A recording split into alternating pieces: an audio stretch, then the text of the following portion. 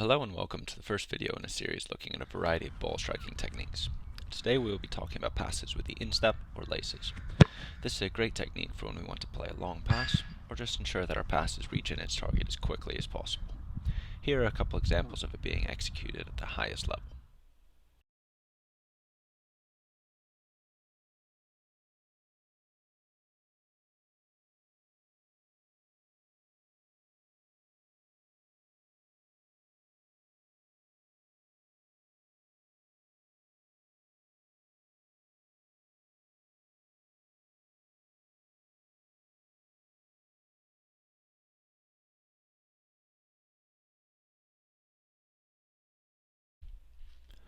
To strike a driven pass, there are a couple key points in our start position and approach that we have to keep in mind. We want to start about 3 to 5 big steps back at around a 45-degree angle. This is going to vary slightly for each person, so play around to see what feels most comfortable for you.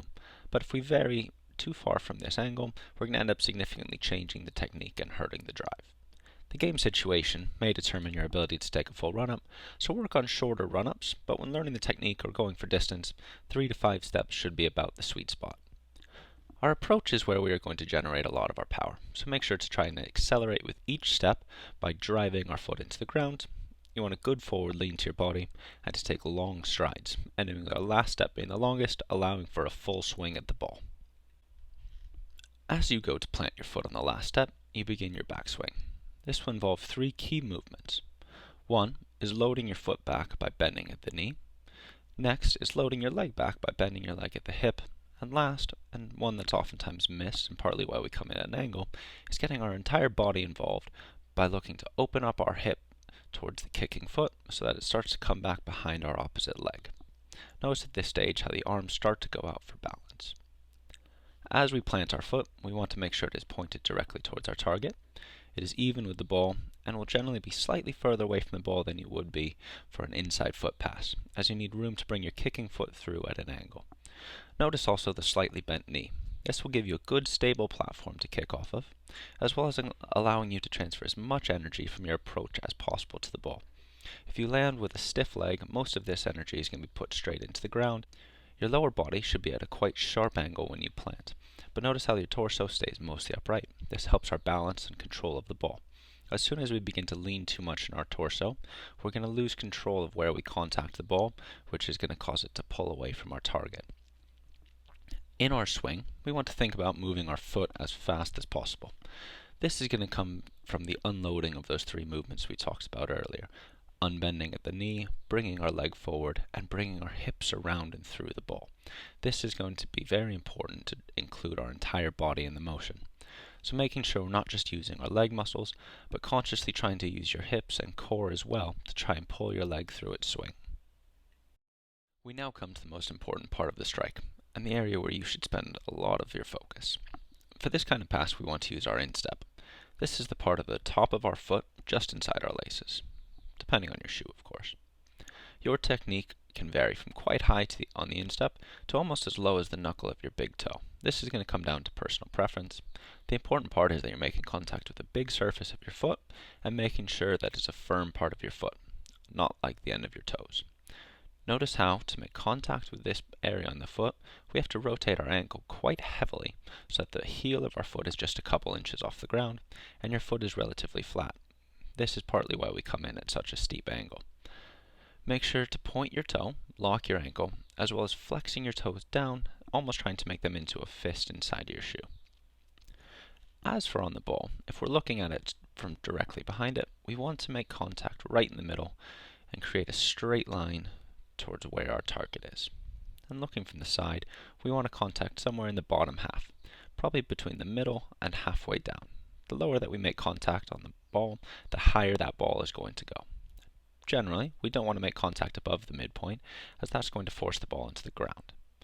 We want to be slightly leaned back or upright when we make contact. Too far back is going to cause the ball to go much higher, because it's generally going to move our contact point lower and our follow through to go very high in the air. Our follow-through should look to go from the point of contact through just below the very center point of the ball. This is going to give us the most power by making sure our foot is in contact with the ball for as long as possible. while it's also going to create a little bit of backspin by going just underneath the center point, which is going to help the ball stay in the air longer. This also adds an element of control, because if we want to strike straight through the middle, we would gain a tiny bit of power, but it's also going to cause the ball to knuckle, which is going to hurt our accuracy, as well as our teammates' ability to deal with the pass on the far end. Make sure you think about adding power to the ball for as long as you're in contact with it. Don't just aim to hit the edge of the ball, but aim to put your power all the way through it. Once our foot leaves contact with the ball, we want to focus on a smooth, balanced landing. Allow your momentum to carry you onto your kicking foot. This cue also can help you remember to put power through your strike. And because of our curved swing, this is going to take it across our planted foot, which is fine. Allow that plant foot to come off the ground and land back in a nice balanced stance, which will be ahead and to the side of where you kicked the ball from, with our hips and shoulders facing towards where we wanted the ball going. In the examples at the start, we saw a variety of different driven passes at different heights. How can we achieve this effect? We can make this happen by changing the contact points on the ball, as well as slightly looking at our follow-through. To hit a low-driven ball, somewhere between the crossbar and maybe head height or waist height, we want to look to hit the ball slightly higher than we would for a very long-driven pass. We also want to make sure we're getting our knee and body slightly more over the ball so it's not going to rise as much. This is going to create a follow-through that's flatter, particularly when we're in contact with the ball and not allow it to go up into the air. Notice here also how the heel starts to bring itself a slightly higher off the ground, which is going to happen naturally as we get more over the ball. And then to hit a pass that's driven just over the ground, we really want to bring our contact point almost to the middle of the ball. Make sure your knee and body are very much over the top of the ball by bringing your heel even higher, and force your follow through to be very flat, almost parallel to the ground. We're going to create a driven ball that just skims the ground, which is a great technique for playing long passes on the floor, as well as splitting back lines. Now, how do we know if we've hit this ball correctly? The keys we should be looking for is first and foremost that the ball travels in a straight line. It shouldn't have any curve or pull to it. So if you're practicing against a wall, the ball should come almost straight back to you, or if you're practicing with a teammate or family member, they shouldn't have to move much side to side to reach the ball. We should see a little bit of backspin, but not a lot, and there shouldn't be any side spin to this ball at all. The trajectory of the ball should be relatively flat, based on how far we are trying to play, of course. Longer passes will require a higher trajectory, but even then, we shouldn't see the ball loop into the air very much. The ball should reach its target with a fair amount of pace. We don't want this ball to come in softly. Here are a couple key points to remember as you're working on this technique. Make sure you have a powerful run-up at about 45 degrees. Look to point your plant foot directly towards the target and land with a bent knee. Make sure you use your entire body in the swing by opening our hips and then pulling them through. Use the instep to make contact just below the middle of the ball and aim to follow through just below that very center point of the ball. Look to add force to the ball for the entire time that you're in contact with it. Don't just hit the edge. Make sure you land balanced on your kicking foot. And now just a few final thoughts to end on. First and foremost is to focus on technique over power. A lot of our range of pass in this is going to come from having a nice smooth swing, clean contact through the middle of the ball, and a good follow through. Not from trying to swing our foot as hard as we possibly can at the ball. Let the foot speed be the last piece that you add to this once we've gotten good control of the ball. Next is to work on different scenarios. Try hitting the ball in different points. Try having different follow-throughs. See what happens when you make slight changes to your approach and to your technique. This is a great way of learning and getting more comfortable hitting a variety of passes.